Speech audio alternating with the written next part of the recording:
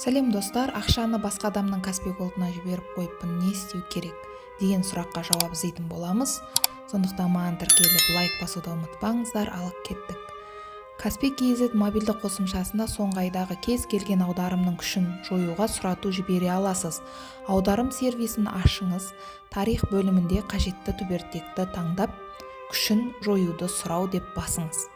Төлемдерді және төлем жүйелері туралы Қазақстан Республикасының заңы бойынша аударымды алушының келісімімен ғана қайтаруға болады. Яғни, сіз аударып қойған кісі келісім берсе ғана ала аласыз. Оған ақшаны қайтаруды өтінген хабарлама келеді. Сіз жіберген ақшаның күшін жоюды басқаннан кейін ол кісіге хабарлама келеді.